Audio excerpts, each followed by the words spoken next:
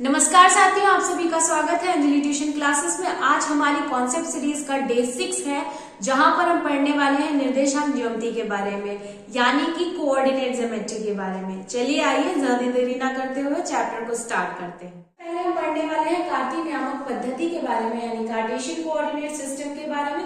Cartesian coordinate system क्या कहता है आपका कि 2 एक्सिस यानी कि दो अक्ष आपस में एक दूसरे को 90 डिग्री के एंगल पर काटती हैं, और जहां पर हमें क्वाड्रेंट मिलते हैं। फर्स्ट क्वाड्रेंट हमारा ये है, सेकंड ये है, थर्ड ये है, फोर्थ ये है। ये एंटी क्लॉकवाइज चलती हैं ये, और इसके ये जहां पर एक दूसरे को काटती हैं उसे मूल बिंदु कहते हैं, यानी ओरिजिन कहते हैं। इसके निर्देशांक 0,0 होते हैं। ठीक है, एक्स एक्सेस उस साइड है तो प्लस एक्स है, और इस साइड है तो माइनस एक्स एक्सेस है। ठीक है, ऊपर है y एक्सेस और नीचे है माइनस y एक्सेस। ठीक है, पहले क्वाड्रेंट में दोनों निर्देशांक में जो चिन्ह रहते हैं वो प्लस प्लस रहते हैं, दूसरे वाले में माइनस प्लस, तीसरे वाले में माइनस माइनस, और चौथे वाले में प्लस माइनस होते हैं। ठीक है, इसके बाद में हमारी जो कार्तीय पद्धति है, इसमें जो हम x और y के रूप में ये जो ब्रैकेट में लिखते हैं,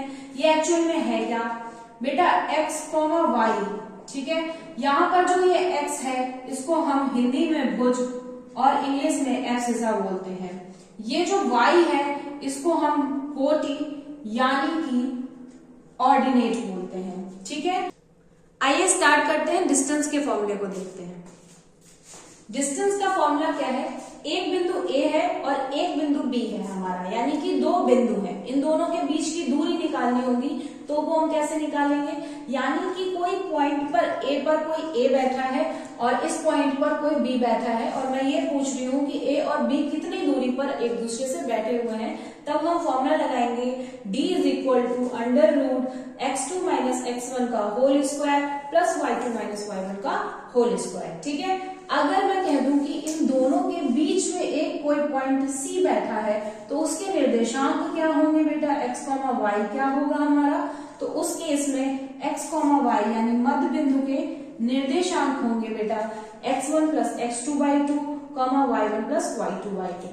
ठीक है, अब आइए देखते हैं इसके विभाजन सूत्र क्या क्या हो सकते हैं।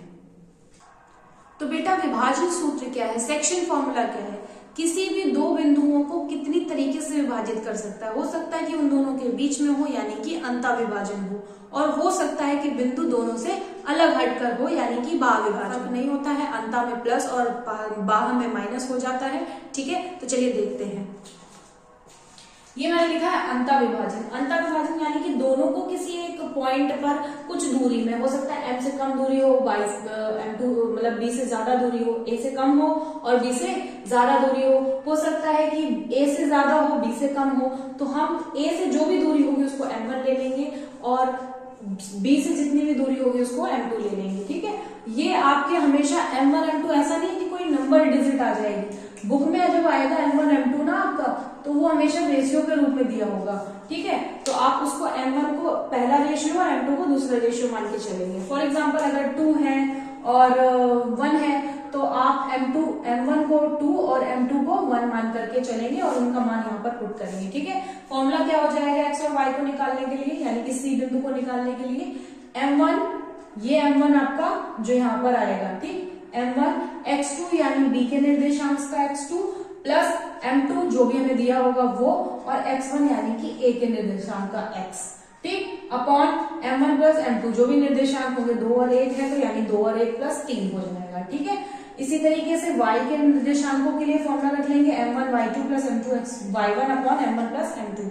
ये फॉर्मूला हमने मैक्सिमम यूज भी किया। अंतर विभाजन के आपके जो है वो कई सारे क्वेश्चंस जो है ऑलरेडी दिए हुए हैं, तो अंतर विभाजन से लगे हैं वो।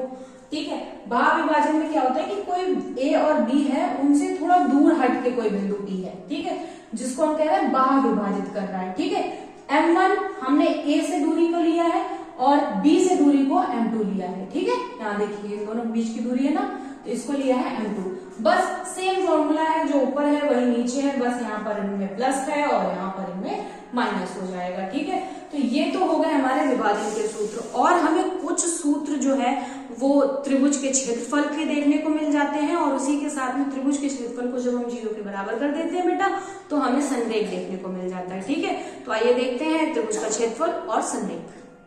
त्रिभुज का क्षेत्रफल यानी कि एरिया ऑफ ट्रायंगल, मैंने यहाँ पर एक ट्रायंगल बना रखा है जिनके तीनों निर्देशांकों के नाम x1 y1 और x2 y2 और x3 y3 रखे हैं, ABC नाम दिया हुआ है। ठीक है, यानी कि त्रिभुज का क्षेत्रफल का फॉर्मूला क्या होता है, 1/2 x1 y2 minus y3 plus x2 y3 minus y1 plus x3 y1 minus y2। जब हम त्रिभुज के क्षेत्रफल को 0 के बराबर कर देते हैं बेटा, जैसे कि मैंने यहाँ पर लिखा है 1/2 x1 प्लस x1 ब्रैकेट में y2 minus y3 plus x2 y3 minus y1 plus x3 y1 minus y2 is equals to 0। ठीक है, मैंने क्या किया, इसको 0 के बराबर कर दिया, डिवाइड में है 2।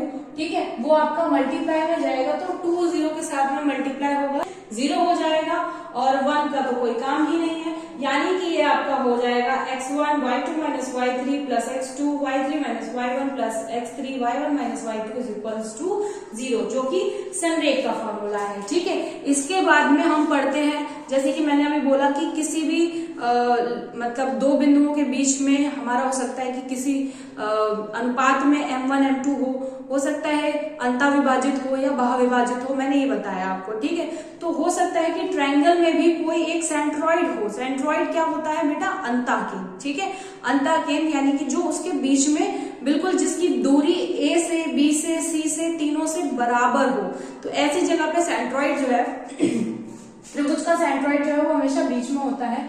तो सेंट्रॉइड का फॉर्मूला क्या होता है बेटा, कि तीनों त्रिभुज के जितनी भी भुजाएं हैं, ठीक है, उन सबको आप क्या करिए कि जोड़ दीजिए। यहाँ पर x1 x2 x3 इन तीनों को जोड़ दीजिए। सेंट्रॉइड का फॉर्मूला मैं बता रही हूँ आपको यहाँ पर, ठीक है, O निकालने के लिए। तो O निकालने के लिए आप करेंगे x1 plus x2 plus x3 upon 3 bracket 1, और यहाँ पर y1 plus y2 plus y3 upon 3। ठीक है, ये सेंट्रॉइड निकालने का फॉर्मूला है। सेंट्रॉइड यानी कि आपका अंतःकेंद्र। ठीक है, उम्मीद है आज की क्लास आपको अच्छी लगी होगी। अगर अच्छी लगी है तो please like share and subscribe. तब तक के लिए धन्यवाद।